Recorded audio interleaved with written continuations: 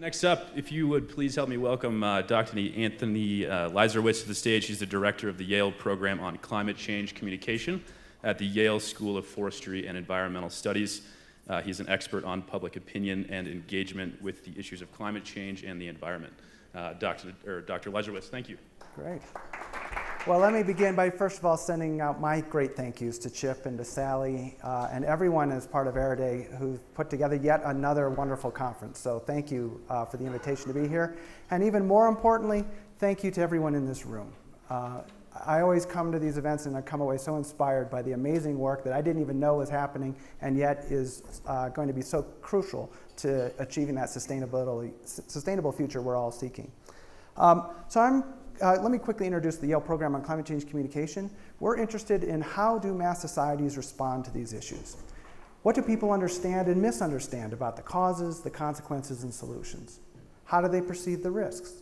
What kinds of policies do they support or oppose? And what kinds of behaviors are people engaged in around climate and energy? And when I talk about behavior, we really mean 4 different types. How do people use, waste, or conserve energy at home and on the road?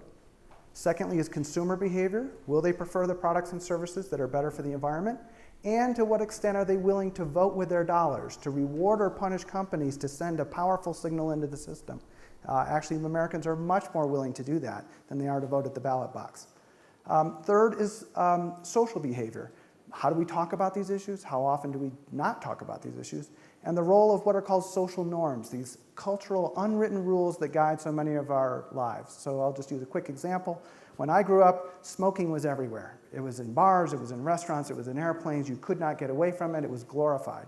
If I was to light up a cigarette right this moment, people in this room would recoil in horror. Okay? And that's in part because we had a wholesale shift in the social norm of what's proper in society. Okay? And then the last kind of behavior, in some ways the most important, is political. What leads people to basically roll up their sleeves and say, I'm not going to stand on the sidelines, I'm going to get engaged and actually demand the systemic change that we all need. So what I'm going to do is talk quickly about climate change in the American mind. We studied this kind of issue in about 130 countries around the world, but for now I'm going to talk about the United States. And what I'm really going to do is just pull from over a decade's worth of national scale studies and just give you a few indicators that I think are particularly important about where we are in this country right now. So, to begin, most Americans do think that global warming is happening. And what you're looking at here is essentially a series of studies that we've done starting back in 2008, where you had a high water mark of 71%.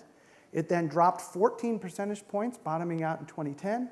Since then, it stuck right around 63%, but just in the past couple of years, it's increased to 70%. Again, a new all-time high. But what's interesting is what happens when you look below the surface of those numbers. Who has been changing their views? So what I'm going to show you here is that same kind of data. This is now just registered voters, and now broken down by Democrats, Independents, Republicans, and even more so by liberal Democrats, moderate conservative Democrats, liberal moderate Republicans, and conservative Republicans. And what we see is that the change has not been happening among Democrats. And the change has not been happening among independents. The increase in being convinced that climate change is real has been happening among Republicans, and particularly among conservative Republicans, who've increased their acceptance of climate change 18 percentage points in just the past couple of years. Okay? That's a really important shift. Now, I will point out that it's only 46%, so there's plenty of room to go, but this is a positive trend, and as they say about addiction, one of the first steps to recovery is admitting you've got a problem. So it's important that people at least are starting to accept that this is, in fact, real. But unfortunately, only about half of Americans understand that it's mostly human-caused. And this is also critical. Because if you don't accept that it's human-caused, then why would you put a price on carbon? Why would you regulate carbon dioxide emissions or all the other hosts of other kinds of policies that we've been talking about? So this is still a really important point of misunderstanding among many people in the public. And you've all seen this, of course, that intensity matters, in particular national priority. Now, this is data from the Pew Research Center. And as you typically see, climate change is at the bottom of national priorities. Okay? And as long as it's at the bottom of national priorities, many politicians feel like they don't really have to address it. They won't pay a political price for ignoring the issue. Now, interestingly, this number has actually increased by about 15 percentage points in the past couple of years, so it's been growing. So let's dig in below the surface of this and now see a different kind of an important story, and that is, how does it play out? Now, I don't expect you to read this, but this is a study we conducted a year ago, back in the primaries. So I know this seems like ancient history, but Hillary and Bernie were still in the race. Ted Cruz and Kasich was still in the race along with Trump. And we asked people, how important are these issues going to be in determining your vote as a voting issue? And what we found, shockingly, is that among liberal Democrats, the Democratic base, climate change is now number 6. And protecting the environment is number 4. And clean energy was number 8. So 3 of the top 8 issues are that cluster of environment, climate, and energy. And that's above other ones that you might otherwise expect, like Social Security, or, gun control, or reforming Wall Street, or abortion and immigration reform. Okay? Amazing to see how far this has gone within at least the Democratic base. But then you look over here on the Republican side, and climate change is at the absolute bottom. Okay? So that also helps reflect, or does reflect, some of the deeper politics that we have going on in this country. Okay, one of the other things that we've learned over and over again is how do people perceive the risks of this, and this stands in for a lot of other measures, but that's how worried are we about this issue. And here what I'm showing you is that about 58% of Americans say they're worried, but within that, only 19% of Americans say that they're very worried. Only 19% say that they're very worried. So why is that? Why don't we worry about this? Well, one of the major reasons is that for many people it's a distant problem. Distant in time, that the impacts won't be felt for a generation or more, and distant in space. This is about polar bears, or maybe developing countries, but not the United States, not Colorado, not Aspen snowmass, or any of the people and places that I care about. And as a result, it's psychologically distant. It's one of those issues that's out there, I kind of wish somebody would do something about, but it doesn't seem like a top priority.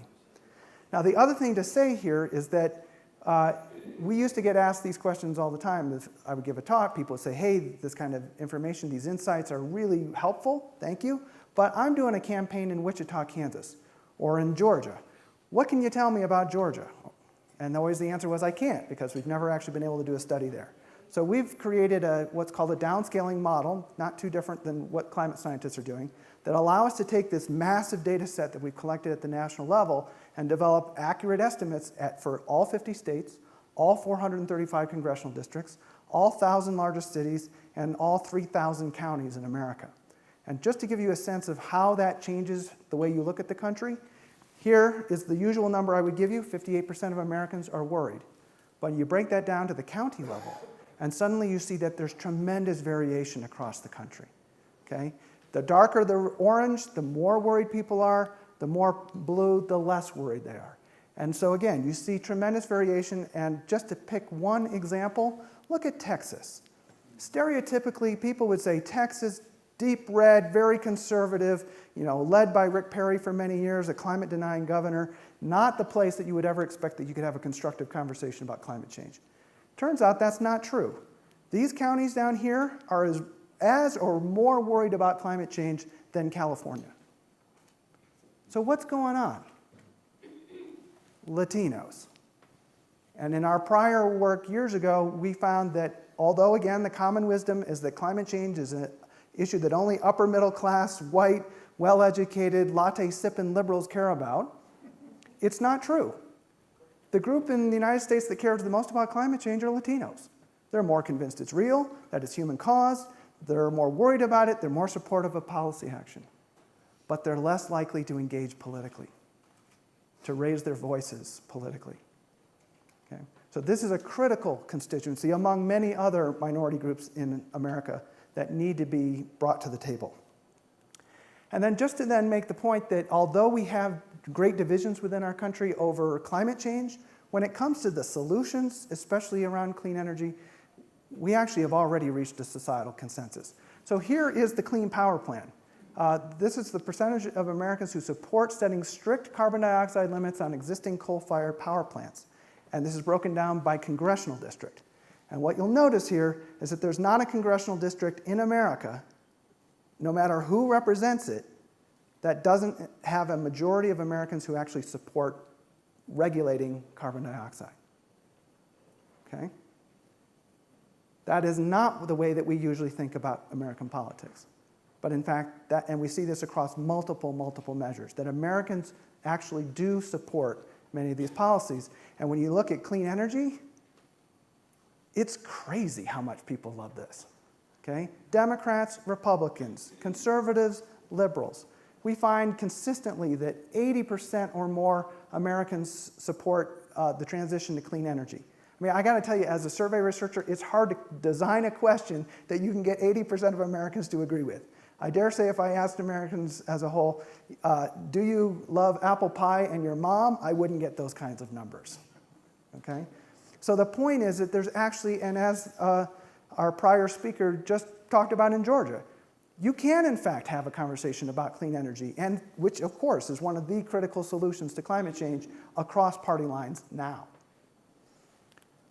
Okay, so one of the other critical things that we learned very early in our work is that Americans don't have a single viewpoint on climate change.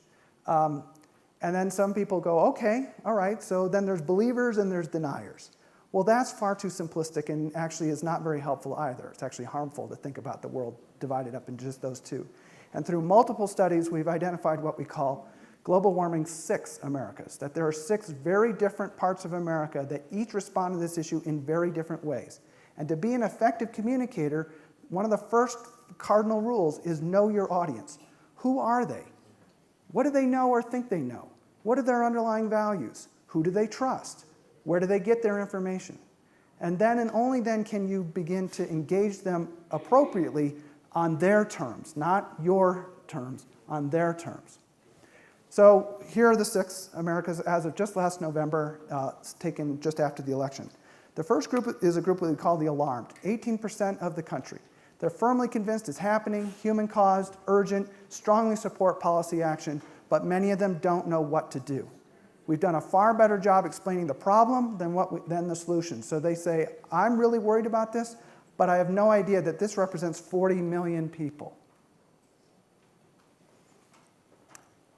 I'll come back to them in a second. Second major group is called the concerned. These are people who think it's happening, human-caused, and serious, but again, they think of it as psychologically distant. Distant in time, distant in space, so they would support action, but they don't understand why it's urgent. The third group is what we call the cautious. These are people still on the fence. Is it real? Is it not? Is it human? Is it natural? Is it serious? Is it kind of overblown? They're paying attention, but they're still kind of confused. Then a small but very important group is what we call the disengaged. These are people who say, you know, I've heard of global warming once, but I don't know anything about it. I don't know what the causes, consequences, or solutions are. So for them, it's just basic awareness that is the primary barrier. Then a group we call the doubtful. These are people who say, you know, I don't think it's real, but if it is, it's natural. Nothing humans have anything to do with, so therefore we can't do anything about. I don't think about it that much, so I don't really see it as much of a risk. And then last but not least are those that we call the dismissive, 9% of the country who are firmly convinced it's not happening, it's not human-caused, it's not a serious problem, and the vast majority of whom literally tell us that they're conspiracy theorists. They say it's a hoax, it's scientists making up data, it's a UN plot to take away American sovereignty, it's a get-rich scheme by Al Gore and his friends, and many, many other such conspiracy-type narratives. Now, crucially, they're only 9%. But they're a really loud 9%. They're a really vocal 9%. They're a 9% that's pretty well represented in the halls of Congress, and they have tended to dominate the public square to all of our peril. And we let them do that by not speaking up about it. Okay? Climate change has now joined sex, politics, and religion as a topic that you're not supposed to talk about at Thanksgiving. Okay? That's crazy. Just because people are afraid of my language, Uncle Bob. Okay? So one crucial thing that we all have to do is break the silence. The last point I want to make, and this is teeing up what I think Michael Brune's going to talk about later, is what is absolutely critical is a public, powerful political movement to demand action. It's one of the critical missing components of this issue. And what we've done is asked Americans, how willing or unwilling would you be to join a campaign to convince elected officials to take action? And what you find is that, of course, among the alarmed, a large majority of them say that they probably would. But if we just limit ourselves to those that say they definitely would or already are, that's 21 million people who are ready to come to the front and actually take action and organize politically. And if you include everybody within this box, that's 57 million. Okay? That's potential political power. The problem is that they're not yet organized. Yes, there are groups out there that are beginning to assemble that kind of power, but it is not the kind of political muscle that you would see in, for instance, a group like the NRA and its allies. The NRA is maybe 4 million people. 4 million. With guns, but they don't use them to do their persuasion. They don't need them for that. We've got 21 million who definitely would do this now. Okay? We are sitting on an enormous source of political power that we have not yet organized and directed. So I would say this is one of the great challenges and opportunities that we face in this most perilous of times. And with that, thank you very much.